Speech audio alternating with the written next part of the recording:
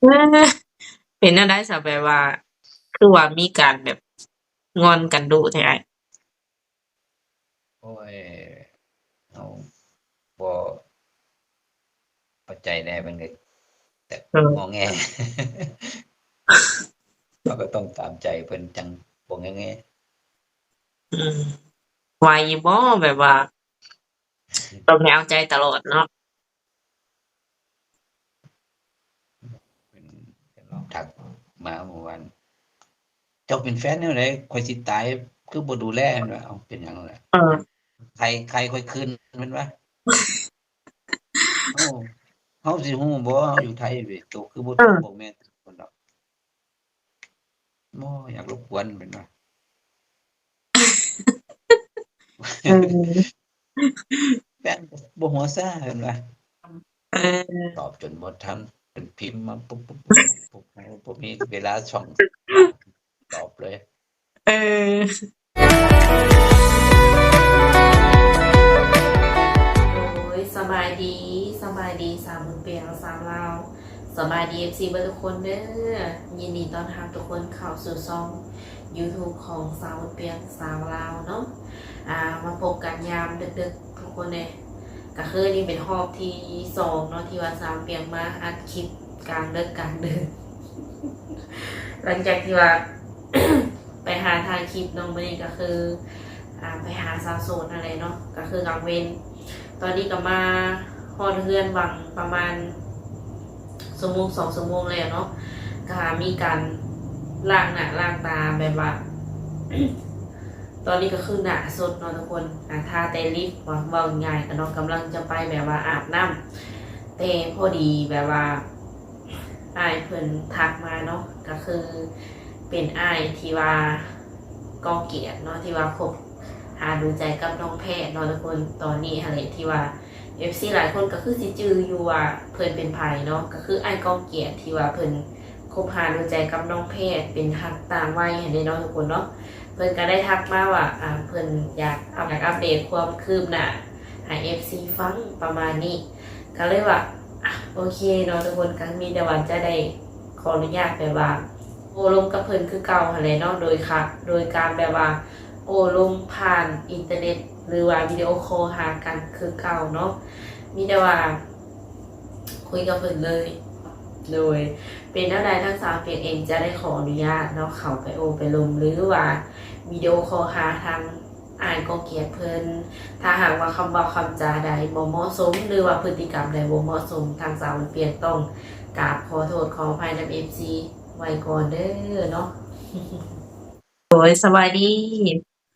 สบายดีครับสบายดีอ้ายยามค่ำๆเนาะทุกคนครับอ้ายก็กินข้าวแล้วไหมยังบ่ทันได้กินเพิ่งยังบ่ทันได้กิน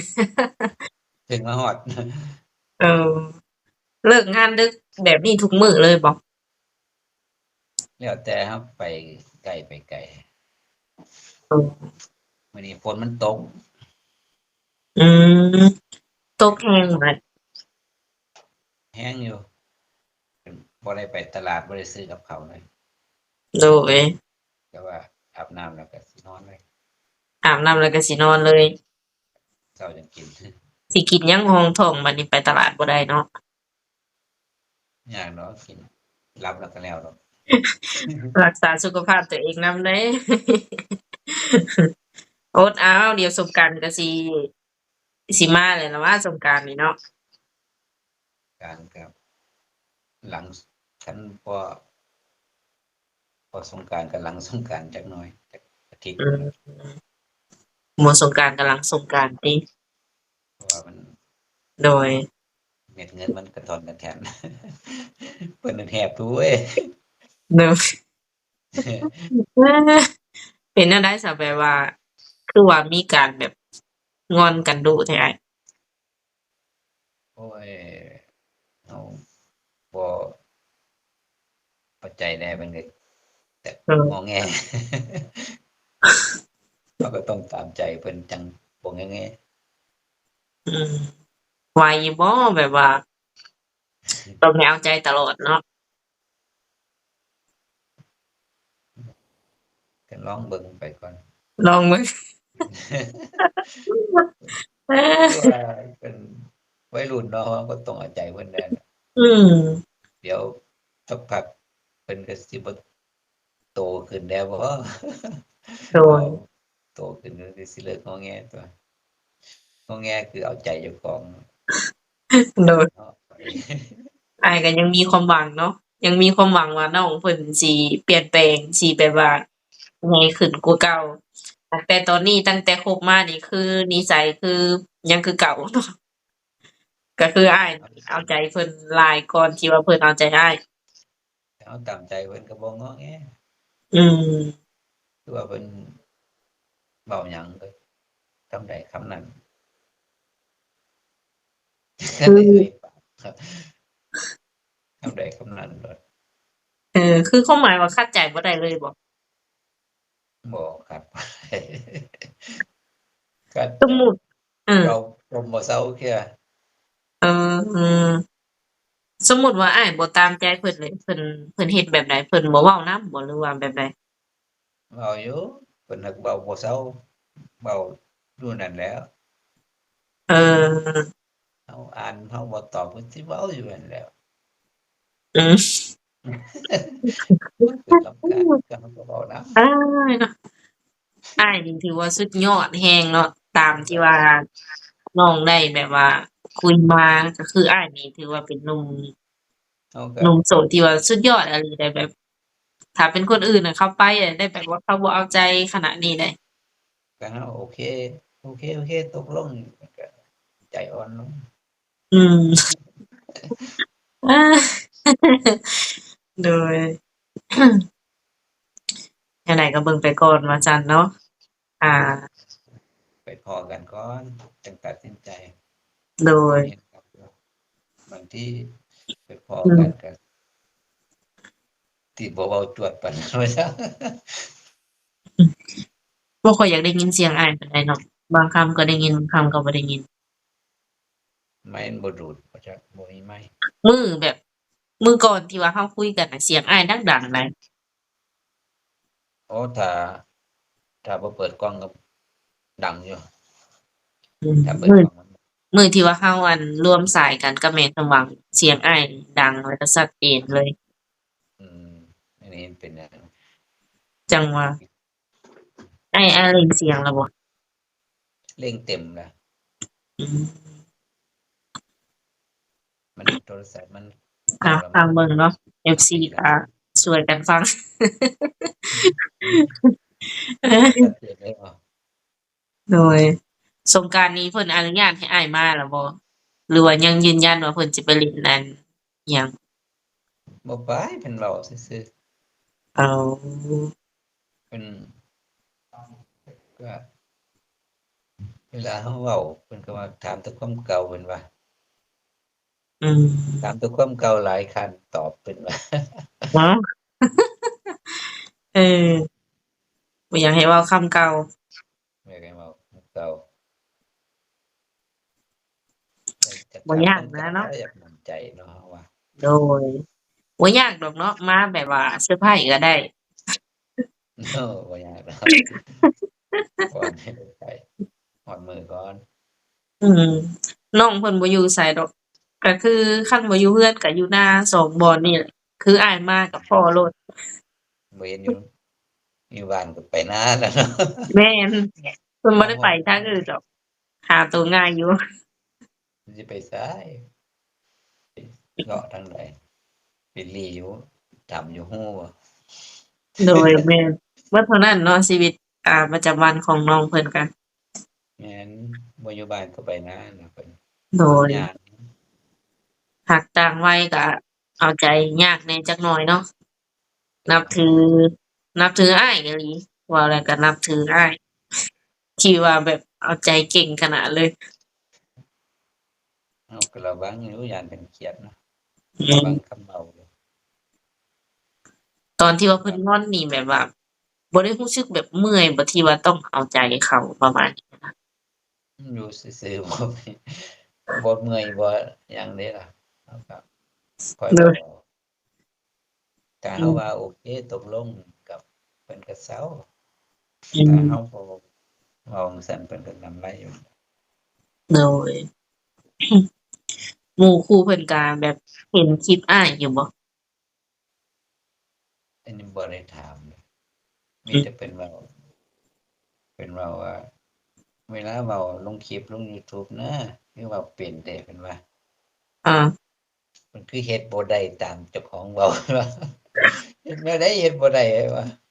คือจั่งขอหยังก็คือจั่งให้ว่าซั่นล่ะ มันบ่ทันใจเพิ่นนะ อืม เราก็อยากหวังคือกันเนาะ เราบ่อยากโอนไวเนาะ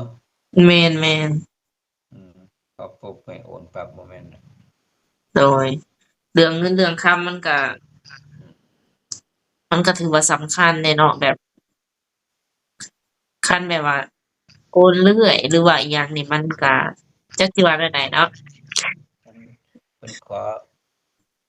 มื้อเช้าถ้าหาว่ามื้อแลงจึงเอา ถ้ามื้อแลงบ่ให้นั่นจมแล้ว อืม แล้วบัดนี้ เราก็บ่อยาก เราก็เลื่อนไป 2-3 มื้อจั่งให้ เราก็ระวังการโอนคือกัน อืม บ่มี แต่ว่าสุดท้ายก็ โอนคือเก่า โอนคือเก่า เราต้องเจียเวลาไป โด เจีย ย เวลาข้ามมื้อไปซะก่อน เพิ่นก็ว่า เจ้าบ่มีเงินบ่ เงินเก่าเงินเก็บบ่มีบ่เพิ่นว่า เราก็อ้างว่า มีอยู่แล้ว มันอยู่คนละบัญชีเนาะ เนาะ เออ เพราะว่าบัญชีหนึ่งก็เก็บ บัญชีหนึ่งก็หมุนเวียนเนาะว่า เพราะเราเฮ็ด2ธนาคาร โดย ไปสิเอาไว้ธนาคารเดียว โอน โด ผิด ย โอนถูกมันก็ตายตั่ว เราก็ต้องเฮ็ดอีกธนาคารหนึ่ง เพื่อเป็นเงินเก็บ แม่น อ้ายเฮ็ดก็ถูกแล้วเนาะ เฮ็ด คันบ่เก็บสิเอาอยู่ไสแต่งเนาะ ก็เฮ็ด2ธนาคารนั่นล่ะ ออมสินกับกรุงไทย โดย แต่มันเป็นเงินประกันชีวิต เฮ็ดอันนั้นไว้ เฮ็ดประกันไว้ โดย เตรียมจำเป็น บ่มีเงินแล้ว อันนั้นบ่เฮ็ดประกันไว้ อืม คือสงกรานต์นี่แบบว่า อ้ายวางแผนว่าจะมากับไผ แบบว่าสิเอาไผมานำ บ่มีไผไปนำนะ ไปผู้เดียวนี่ล่ะ ป๊าโต มาคนเดียวเลยบ่? ไปคนเดียวครับ บ่มีหมู่มีคู่เนาะ โดย มาคนเดียวแบบว่า ให้ยูทูบเป็นแบบสื่อกลางให้บ่ แบบว่าให้เพิ่นไปนำบ่ หรือว่าจะมาแบบว่าโดด ๆ เลย ก็คือมาหาแบบน้องแพทย์แบบว่า เจอกันเอง คิดว่า ก็ให้ยูทูบพาไป โดย ก็นัดยูทูบไปรับอยู่ไอ้ด่าน อืม เจ้าน่ะไปรับ มีข้อยบ่ได้เอารถไปเด้ ข้อยบ่มีรถเด้ อ๋อ ข้อย โดย ข้ามบ่ได้ดอก มันบ่เบิดงวดอยู่ อืม ก็คือแบบว่าให้ยูทูบไปรับเนาะ แม่น คืออ้ายนี่จะแบบว่าจ้างรถมาจากฝั่งนั้นเนาะ ครับ โอ้ มีแต่มอไซค์ได้ แบบขี่ได้บ่มอไซค์เนี่ยอ้าย? โอ๊ย อยู่บ้านก็ขี่มอไซค์นะ อันนี้ มอไซค์แบบสายลุยเลย อืม ก็คือขี่ได้ติ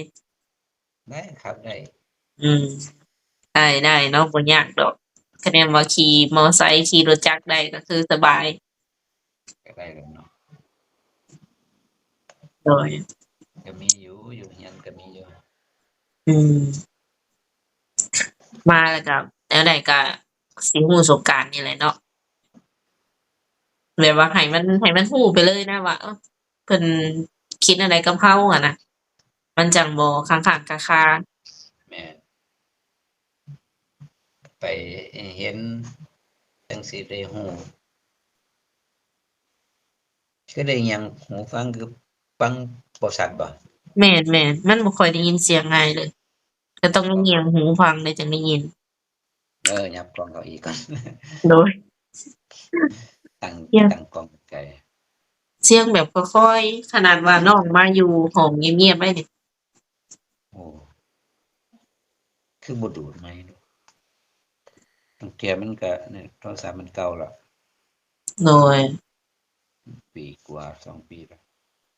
อืม มันสิไปดาวใหม่เนาะมันก็หลายปีหนึงบ่ดาวผ่อนเขา อันใดก่อน ถ้าไปผ่อนเขามันก็ปีหนึงแล้วจังผ่อนจบผ่อนโทรศัพท์เนาะ โด มี ย อยู่บ่ต้องใช้เงินจากบ้านเอาบัตรประชาชนไปแลกเอา อ๋อ ผ่อนเดือนละ400ปีหนึงหรือ10 เดือนก็เบิด อืม ผ่อนเขาให้ก็ซ้ำเติมเงินแหละพอสิ้นเดือนแล้วก็ต้องไปจ่ายอยู่เซเว่นจ่ายโทรหลายก็จ่ายหลายโทรน้อยก็จ่ายน้อย โดย เพราะเราต้องเอาเบอร์เราไป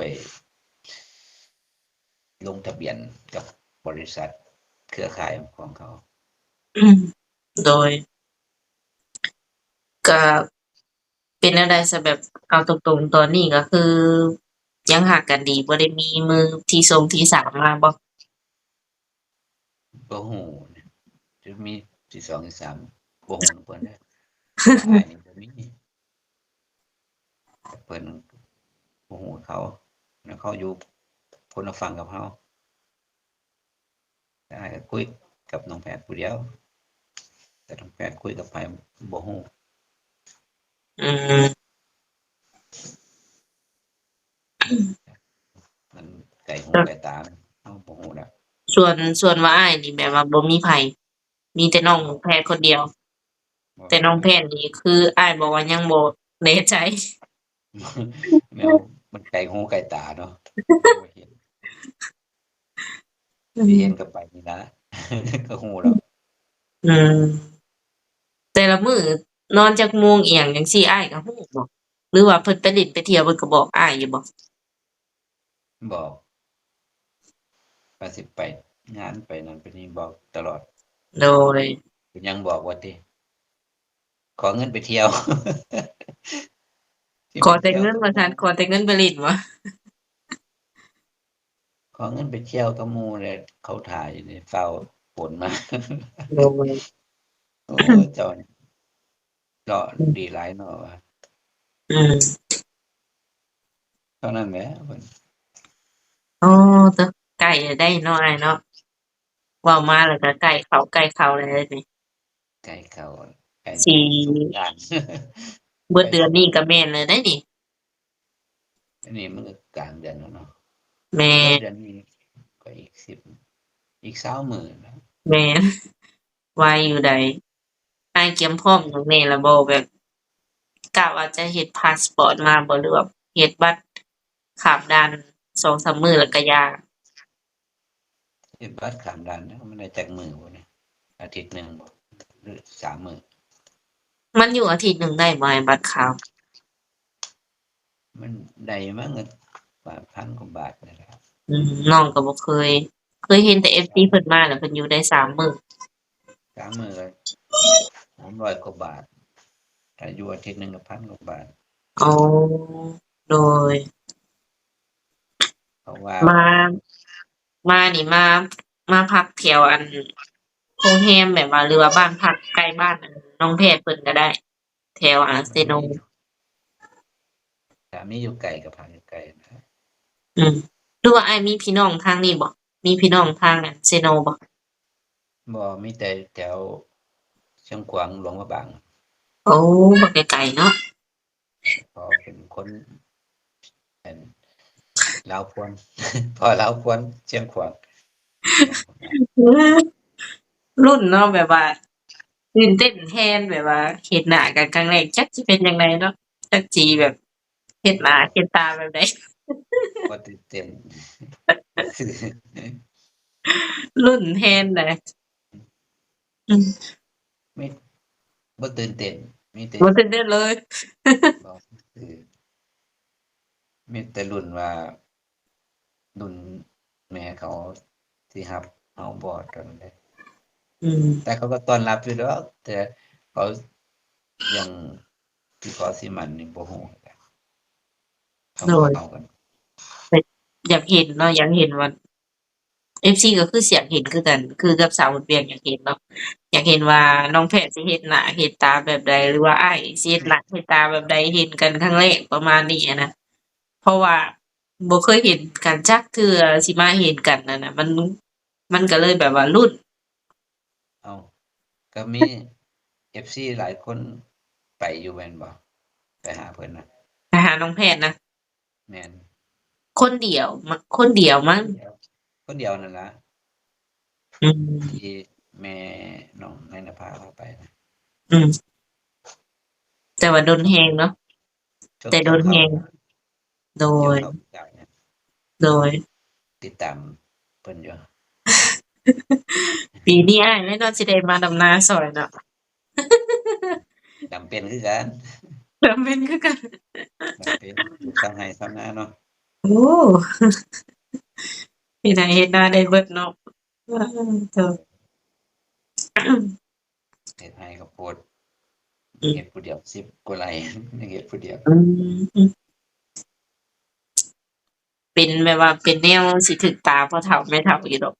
พ่อเฒ่าแม่เฒ่าก็เป็นคนดุคนมันเนาะอันหมายถึงว่าพ่อกับแม่ของน้องแพทย์เพิ่นน่ะบ่ได้อยู่ซื่อๆได้แบบดุมันดุมัน คือว่ามันบ่ได้อยู่นำกันก็บ่ฮู้เพิ่นก็สิบ่ฮู้จักเฮาโดย สิคิดว่าโอ๊ยเฮ็ดเวียกเป็นบ่เนาะอายุหลายแล้ว มาให้พ่อเฒ่าแม่เฒ่าเลี้ยงซะเนาะสิว่าเดะ ลองบ่ลองก็บ่ฮู้เนาะ ร้องบ่ฮู้แหล้วแม่นบ่แม่นสิไปเฮ็ดแต่เวียกเนาะเฮาแม่นแหละเฮ็ดอย่างอื่นค้าขายก็ได้ตั่วได้สิเป็นหยัง ไปเฮ็ดแต่อันเวียกไร่นาปลูกมันอย่างเดียว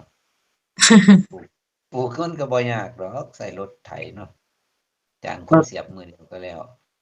อ๋อขุดเฮาก็ใส่รถขุดเอาฝานเฮาก็ใส่เครื่องฝานเอาเนาะไปสิไปฝักปักๆคือเพิ่นโดยมื้อเดียวก็แล้วอ้ายเฮ็ดอยู่มื้อละ10ตันอันนี้ฝานมันใส่เครื่องรถไถใหญ่ปั่นหากแบบว่าเฮ็ดไร่ไร่นานี่คือคันจ้างก็ได้อยู่มันหักบ่ค่อยมีคนในยามดำนาบ่ค่อยมีแรงงาน จ้าง500แล่นหัวตำกันตั่ว ใช่ บางเทื่อก็มีเงินแต่ว่าเฮ็ดหยังบ่ได้บางเทื่อก็อืมเพราะว่ามันบ่ก็มีแรงงานเวียกเขาก็มีเนาะเขาบ่ค่อยอยู่ไทยเขาบ่ค่อยดังดอกเขามีแต่บ้านเอาอ๋อเขาก็ใส่เครื่องโดยใส่เครื่องบ้านมื้อเดียวแล้วเฮ็ดนายังเป็นเดือนยังเฮ็ดนามื้อเดียวอันน่ะเกี่ยวเขาเขาก็ใส่รถเกี่ยวมื้อเดียวแล้วแม่นสบายเนาะอยู่พุ่นเนาะน้อยสำบายไร่ละ600บาทบ่คือกันเด้ออ้ายมาอยู่พีนะโอ้ยบ่ยากดอกอืม เผมีอันลอๆก็เผลอๆไปให้ไปนาก็สิได้ย่างไปทางนาน้องแพทย์เพิ่นรถไปบ่ได้มันเป็นดินทรายบ่โอ้ยามฝนตกก็มันแบบว่ามันโล่งมันหยังรถไปบ่ได้เลยขี้ตมหลายโอ้ ก็คือบืนไปบ่ได้อะแหละมันโล่งหมายถึงยามเฮ็ดไร่เฮ็ดนาคันยามนี้ก็ไปได้ยามนี้มันทางแถวนั้นคนก็มีไร่มีนาหลายคือบ่อันนั้นลงขันกันแบบว่าลงขันเฮ็ดทางเฮ็ดถนนน่ะออกเงินกันซั้นนะโดยเอาดินไปถมไปหยังรถส่วนน้อยเนาะส่วนน้อยที่ว่าเพิ่นจะแบบเว้ากันแบบประมาณนั้นแบบออกเงินกันเฮ็ดจั่งซั้นจั่งซี้อะนะส่วนน้อยมีแต่ไผไปได้ก็ไป มันก็บ่พัฒนาจักเที่ยแล้ว โดย มันต้องมี บ่ผู้นำช่วยสิพัฒนาบัดอ้ายมานี่บ่จักเนาะ โอ้ยควักกระเป๋าตัวเองก็ได้ จักครึ่งอีกครึ่งหนึ่งก็พากันเฉลี่ยกันเอาติ เออโดยเขายอมจากครึ่งหนึงอืมเดี๋ยวครึ่งหนึงหอืมมู่เขาก็สิเลียกันเอาอืมเบิดหลายดอก คือมื้อนี้หาอ้ายแบบว่ามื้อก่อนที่ว่าคุยกันอ้ายคือว่าจะบ่ได้มีเวลาแบบว่ามาคุยแล้วจะเฮ็ดงานตลอดแบบว่างานมันเปลี่ยนบ่เนี่ยอ้ายงานมันเบิดครับ อ๋อมันมีอยู่มื้อนั้นเขาโทรมาอยู่บ่ไป มันมาบ่ทันโดย มาฮอดเลิกตีห้ามาฮอด6 โมงเขาไปบ่ทันงานอีก ก็เลยบ่ไปซ้ำไป2 คืนอืคืน3มมาบ่ทันมันเสียงานเขา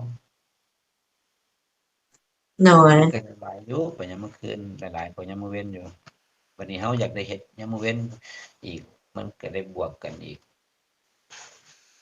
อยากได้พักผ่อนแล้วเนาะช่วงนี้เนาะพักผ่อนอยู่ไปตามปกติอืมได้ยิงโดยหยังงานเบาๆมื้อนี้ เปลี่ยนไปเปลี่ยนมาเนาะแบบว่ามันบ่คงที่บ่แล้วแต่งานเบิดก็หางานใหม่มันโดบ่ยอันนั้นบ่คงที่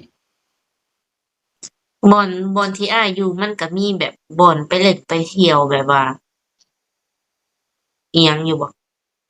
ไปเล่นไปเที่ยวกินเหล้ากินเบียร์กลางค่ำกลางคืนนี่นะโอ้ยสาวลาวแฮ่งหลายอยู่ร้านเหล้าอ๋นะอไปอ้ายบ่กินเหล้าย่างกายข้างทางเต็มมือตื้อเป็น10สาวลาวอืไปอยู่ร้านมเหล้าบ่สนใจหรอกเราบ่กินเหล้าบ่สนใจ แนวเราบ่กินเหล้าเราสิไปหยังเนาะอืยามเราก็บ่สูบเออแม่นสิว่าน้องน้องก็บ่จื้อว่าน้องเคยถามบ่คือเหล้าก็บ่กินยาก็บ่สูบอันนี้บ่อ้าโต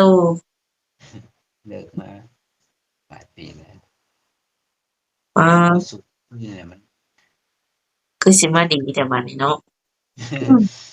มันเปลืองเงินเนาะมัน100กว่าบาทมันเนาะซองหนึ่งโดยขวด20 บาทมันซื้อกับข้าวกินแซ่บๆดีกว่าอืมน้อยนักเนาะแบบว่าบ่ค่อยหลายผู้ชายที่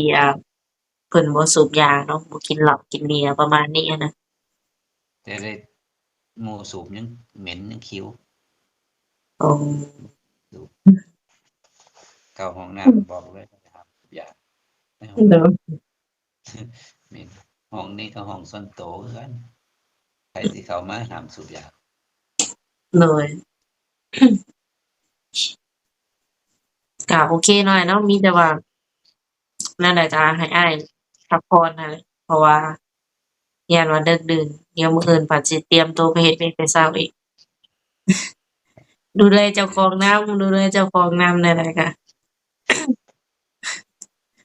FC บางส่วนเพิ่นก็เป็นกำลังใจให้อ้ายอยู่เนาะ บางคนก็บอกถอยบ่เป็นหยังเป็นหากันก่อนจังถอยคันบ่เป็นหยังแล้วยังบ่ได้เห็นกันอยู่ยังบ่ได้คุยกันเลยกับพ่โดอกับแม่ยให้คุยกันก่อนจากนี้ไปหาเดือนหนึ่งก็สิบ่เบิดหลายดอกโดย4-5,000หากจะยันแต่ฮักเบิด อืมเดี๋ยวสิหักแต่คนอื่นลืมหักเจ้าของเนาะโอ้โฮก็เลยว่าหักเจ้าของนำหั้นแหละ มีมีเหลือเก็บอยู่ดอกไปสิให้เบิดเนื้อเบิดตัวให้เขานั่นมันเป็นโอทีดอกอืมที่ชั่วโมงมื้อละชั่วโมงละ100โดยเดือนหนึ่งมันก็เท่าใดโดยโอเคนั่นแหละก็ขอบใจหลายๆเนาะที่ว่าอ้ายมาเล่าอ่าอัปเดตเรื่องราวความรักให้ฟังยังหวานคือเก่าเนาะ คือเก่านั่นล่ะเข้าใจมันคือเก่า ยัง สิว่าไดคลายง่ายแล้วก็เซาไวคือเก่าเช้าตี4ครึ่งเลยทักมา เออ ตื่นแล้วบ่โอ้ยกำลังสิอาบน้ำไปเฮ็ดเวียกนั่นน่ะ เออ ขี่รถไปตี5ขี่รถไปฮอดหน้างานก่อนจังเว้าบ่คุยเดี๋ยวนี้โลดมันยากมันซ่ามันนั่นบ่คุยกันเพิ่นว่าโอ้ยโอ้ก็เฮาขี่รถอยู่ว่า เออปาโตเฮาเข้าใจได้แม่นดอก อืมเดี๋ยวนี้เลยเนาะเป็นแนวนั้นแหละฮอดหน้างานก่อนจังคุยกันบ่ว่าคุยยากคุยซ่าได้คุยเดี๋ยวนี้เป็นหยังมันปาสิเป็นหยังโตอืก็มนั่งรถอยู่บ่สะดวกคุยวัยรุ่นใจร้อนเนาะใจร้อนเอาแต่ใจพร้อมเออแม่นๆ แล้วว่าเออตามใจโอเคแล้วไป เลยคันเราบ่ตามใจมันก็เว้าบ่ลงปล่อยให้เว้าผู้เดียวนั่นแหล้วเว้าอืไปโลดมก็เว้า มันก็มันก็มีความสุขดีเนาะมันเฮ็ดให้เราแบบว่าจักสิแนวใดบ่ซีเรียสหยังเดะล่ะเพิ่นสิจมหยังก็จมไปติล่ะเฮาบ่หัวโดซ่ายโดยการเว้าเพิ่นก็สิเข้าเซาเว้าเองเพิ่นเด้ออย่าว่ามันหางเว้าเอ้ยความเว้าเพิ่นเออมีอยู่ในคลิปอยู่นี่คลิปเสียงเพิ่นทักมาเมื่อวานเจ้าเป็นแฟนแนวใดข้อยสิตายคือบ่ดูแลเพิ่นว่าอ้าวเป็นหยังล่ะเออใครค่อยคืนเพิ่นว่าเอ้าเฮาสิฮู้บ่เฮาอยู่ไทยเว้ยโตคือบ่โทรเออบอกแม่เพิ่นดอกบ่อยากรบกวนเพิ่นว่า เออแฟนก็บ่หัวซ่าเพิ่นว่าเออไปสิฮู้เนาะดอกบ่แม่นตัดคลิปบ่สิเห็นได้เนาะอืมๆมีการให้อีกติ ให้สิตายอยู่ผู้เดียวนี่แหละเพิ่นว่าอุ้ยตายง่ายตายไวปานนั้น เลยอืมได้ว่าจั่งใดบัดนี้จักเว้าเล่นเว้าอีหลีแหละโอ้โฮเว้าเล่นแกมอีหลีบ่จัก เล เพิ่นยเสียงเพิ่นก็คือเพิ่นบ่สำบายอีหลีน่ะ2มื้อเพิ่นป่วยอะอืมไปเฮ็ดเวียกตากแดดนำแม่เพิ่นโดยสำบายบัดจะให้ก็ให้เนาะบัดดีก็ดีเนาะอืแม่นมแต่หักว่าก็ สิ้นแล้วอ้ายนี่เนาะ สิ้นแล้วบ่ซีเรียสเดี๋ยวเพิ่นก็ง้ออีกเฮาบ่เว้าเพิ่นก็ง้อเองดอกโดยคันเฮาบ่เว้านำ2-3มื้อเพิ่นง้อเอง เออรู้ใจเพิ่นน้อยกันเนาะอืมอ้ายก็รู้ใจเพิ่นเพิ่นขนาดเลยนะฮู้อยู่ถ้าเฮาไปขัดใจเพิ่นบ่ยอมเฮาอืต้องมออกไปนำเพิ่นอืก็แล้วมไปถ้าบ่ออกไปนำก็บ่แล้วโดยว่ามันเสียงพระสวดพุ่นน่ะเสียงเว้าปั๊บโดยเวลาไปถ่ายคลิปเป็นหยังคือเว้าบ่เก่งถามคำใดตอบคำนั้นอาเว้ากับเฮาคือเว้าเก่งแท้ว่ามันไฟไหม้ป่าโลด เออแม่นบ่แม่นเว้าเก่งอีหลีเว้าบ่ยอมบ่เซาจักเที่ยโอ้เพิ่นเว้าหลายกว่าเฮาเว้าเดะเอเฮาเว้าอบ่ทันเพิ่นเหมือนตอนที่อันน้องไปสัมภาษณ์เพิ่นบ่ได้เว้าหลายใดเพิ่นบ่ก็ถามเท่าที่เราตอบตอบเท่าที่เราถามนั่นแหละถามโอ้ยเนาะคำตอบคำตอบจนบ่ทันเพิ่นพิมพ์มาปุ๊บๆๆๆเฮาบ่มีเวลาช่องว่างตอบเลยเออ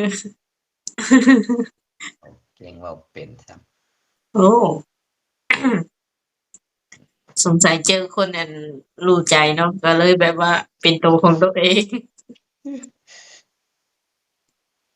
เป็นตัวตัวเองเลย โย่เนาะก็น้องบ่เคยเห็นเพิ่นเว้าหลายเด้อันไปสัมภาษณ์เพิ่นน่ะเออก็เบิ่งอยู่เพิ่นเว้าอืมบ่หลายถามคำตอบคำแม่นอันนี้แหมมีแต่เพิ่นเว้าฝ่ายเดียวเออต่างกันเนาะอืมเป็นดีแล้วแหละเพิ่นก็มันจังสิได้รู้แบบว่าตัวตนของกันและกันว่าซั่นซะบ่ว่าซาเพิ่นดอก แม่น มีแต่ว่าใจเย็นเว้าหยังก็ค่อยเว้ากันม่วนๆแล้วเพิ่นเว้าม่วนที่สุดแล้วข้อยบ่เคยให้เคยด่าเจ้าเลยหั่นว่าอืแต่ว่าม่วนม เบิดนะเพิ่นว่าเมื่อวานเนี่ย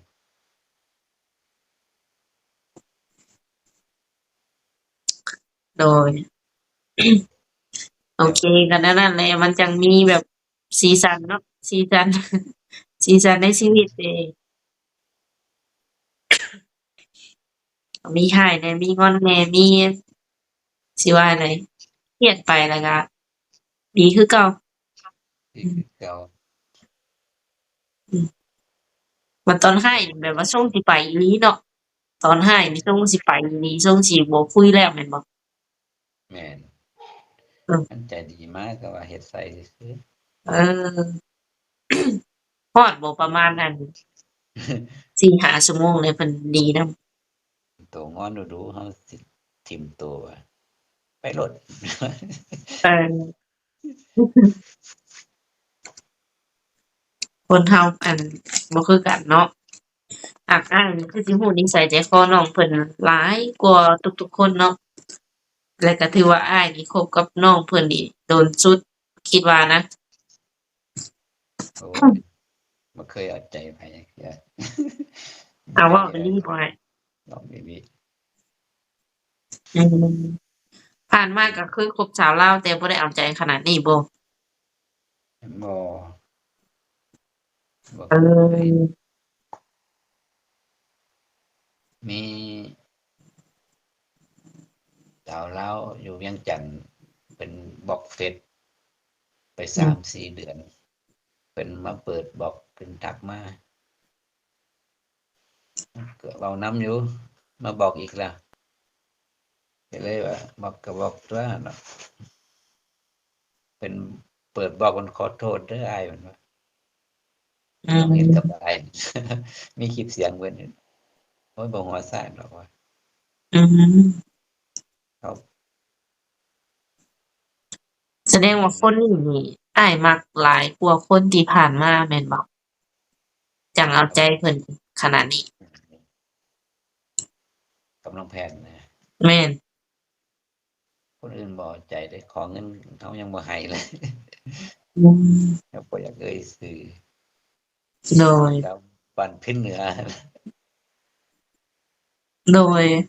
บ้านพิณเหนือก็2-3คนนี่ล่ะมีแต่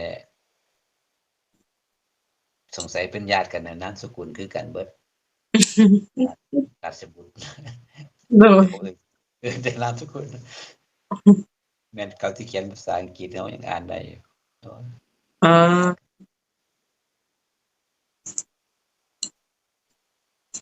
โดย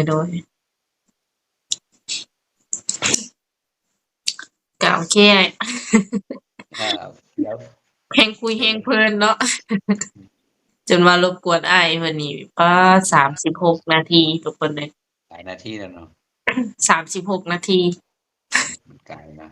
มันโดนพอสมควรเนาะโดนโดยช่องยูทูบช่วงนี้นี่ก็สิโดยว่าช่วงนี้นี่อ้ายแบบว่างตลอดเลยแม่นบ่ยามมื้อแลงก็ว่างอยู่โดยวันอาทิตย์นี่อืว่างมประจำอาทิตย์นะเพราะมันเข้าหมู่บ้าโดยนบ่ได้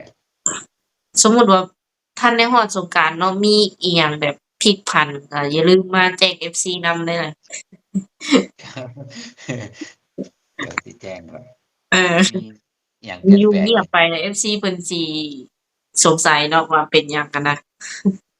เดี๋ยวจะแจ้งดอกว่า มันเป็นจังได๋โดย